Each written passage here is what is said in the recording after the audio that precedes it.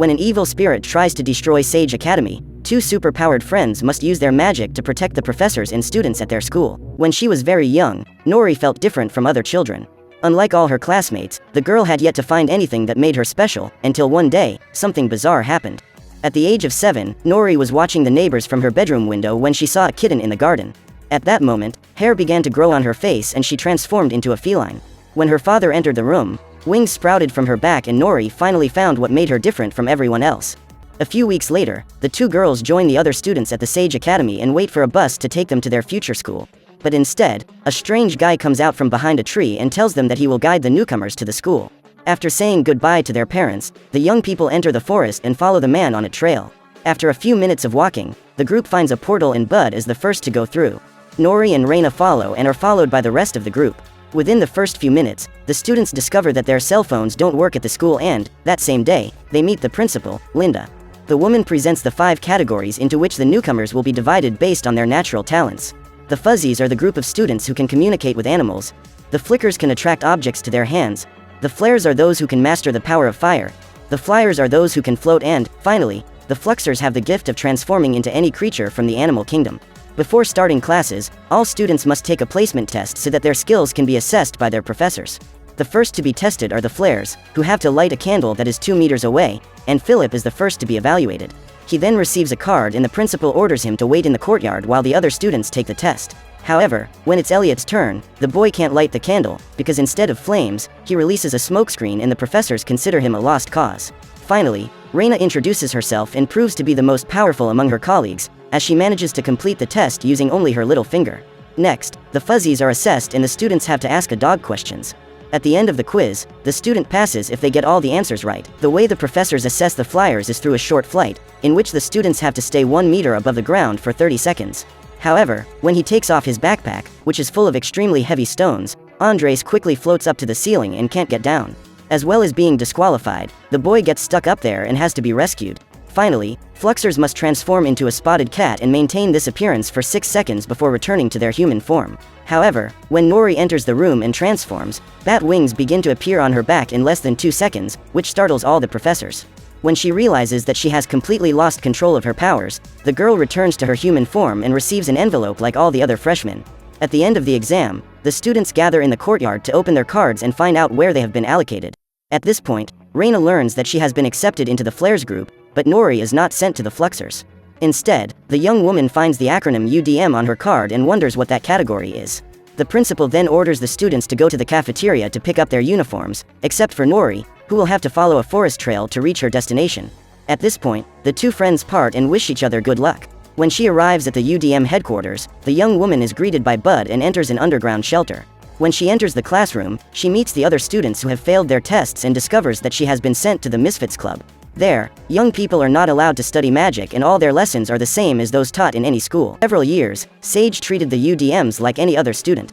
However, in 1939, a boy called Reginald Roberts changed the school's policy. Thanks to his upside-down magic, Reginald has become the ideal host for shadow magic, which exists for the sole purpose of creating chaos. To prevent their world from being destroyed, the professors and students at Sage joined forces to eliminate the monster and narrowly succeeded in preventing a great tragedy. Fortunately, shadow magic doesn't work without a human host and, according to the director, the UDMs are its only target. For this reason, these young people have to be isolated from the others and forbidden to practice magic until their powers disappear. That same day, the other students are sent to their respective classes and Reina learns that, in a few weeks' time, the annual Founders' Day will take place. During the celebration, 5 freshmen will perform and the professor of each category will select the 2 best first-year students to take part in a competition. Then, the winner of each class will make a presentation to the founders and all the current members of the academy. After being bombarded with this information, the newcomers receive their first lesson in Argon. The Flares professor challenges Reina to use her power to turn corn into popcorn. Despite her nervousness, the young woman manages to carry out her mission with excellence, until she hears Philip making fun of her performance. At that moment, all of Reina's insecurity takes over and she ends up incinerating her popcorn. While the girl is being scolded by her professor, Chandra, a second grader, is standing outside watching with a smile on her face. While at work, the young woman takes the opportunity to attend the classes of her fellow Fluxers and realizes that Professor Han has taught them a lesson. Unlike the previous task, where students could transform themselves into any spotted cat, this time they have to transform themselves into a specific kitty. While snooping around, Nory discovers that the annual Founders Day will soon take place and one of her colleagues will have the opportunity to take part. At that moment, she sees an opportunity to be heard by the other academy leaders and decides to train her skills to fix her magic. The young girl then makes an excuse to get closer to the class so that she can see the kitten up close.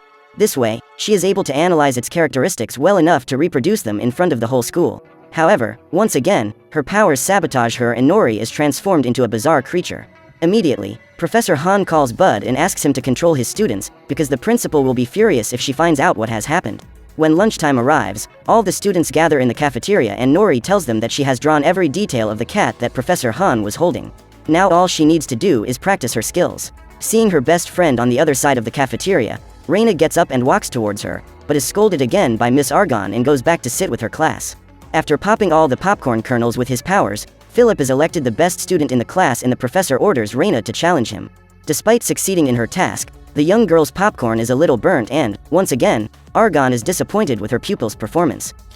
Reina stays up late studying in the library and, when she goes to put a book away, another black-covered book falls off the shelf. When she picks it up, the girl discovers that it is the Manual of Shadow Magic and decides to take a look at what is written inside.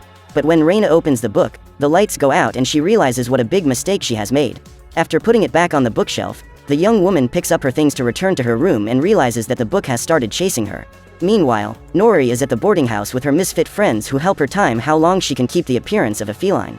Despite her constant training routine, she can't go more than 3 seconds without her body taking on the shape of several animals at once. The next day, after seeing Nory with her new friends through the window, Reina is saddened to think that her best friend doesn't miss her and suddenly the Shadow Magic Manual appears on her bed. At this point, the pages begin to turn by themselves until they reach a specific chapter, which teaches the user how to manifest their untapped powers. When she decides to read what is written in that book, a black cloud forms around Reina and invades her body. Hours later, all the freshmen gather to watch the competition of the 2 best students in each class and the flares start the contest. Philip is convinced that it will be easy to win that duel, but to his surprise, Reina manages to pop all the corn kernels in record time. When she tastes the popcorn, Professor Argon feels proud and the girl is chosen to represent her class at the annual Founders Day. Just then, Nory appears and says that she has been practicing her skills. Then, he receives a scolding from the principal, who orders him to keep his students in line. Otherwise, he'll end up losing his job. When the group returns to the UDM headquarters, the young people are extremely sad because they have given up hope that they will ever learn to use their magic. Having been through this situation a few years ago, Bud feels sorry for them and says he needs to reveal something important to his students. When everyone is gathered in the forest, the man tells them that he has always hated his job and is tired of seeing the UDM students have their dreams crushed. So he decides to help those young people embrace their unique abilities and learn to get the best out of them. At that moment, Bud begins to sing and uses the lyrics of his songs to communicate with the animals in the forest. When they discover that their professor is in UDM of the fuzzy category, the teenagers feel relieved because they realize that they are not alone. Unlike other people who communicate with animals, Bud can only talk to them through music and, even though he hasn't been trained by the Sage Academy, his magic hasn't disappeared. In order not to lose his magic, the man continued practicing it on the sly and promised that, from the following morning, he would teach the quartet to do the same. While returning to the lodge, Nory reflects on what happened earlier and comes to the conclusion that there is something wrong with Reina's magic, so she decides to visit her to find out why. When she enters her room, Reina finds Chandra with the manual in her hands and discovers that her powers have been intensified thanks to that book. Furious at having risked hurting her best friend, the girl orders Chandra to leave and take that manual with her. However, when the girl leaves, the book returns to her room and Reina is furious. When she opens the door, she finds Nory and hugs her. However, so that her friend doesn't find out anything about the Shadow Manual, Reina has to kick her out. As promised, in the course of the training, the young people begin to accept their abilities as they really are, without wanting to make them the same as others. During the lessons, the group begins to form closer bonds and, little by little, they learn to control their magic. Elliot discovers how to shape his smoke and Pepper becomes able to throw any object as far as she wants. Furthermore, Nory stops trying to transform herself into a single animal and accepts her incredible ability to merge the most diverse creatures into her body. While watching her classmates having fun, Reina is once again approached by Chandra and orders her to leave her alone. However, as the girl has already used the book, the two are now united. During the discussion, the other youngsters ask who Reina is talking to, at which point the girl discovers that she is the only one who can see Chandra. Immediately, she runs to her room and Chandra bothers her again.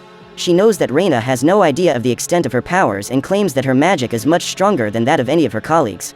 Deluded by the possibility of abandoning all her insecurities to access the true potential of her powers, Reina ends up giving herself over to the magic of the shadows.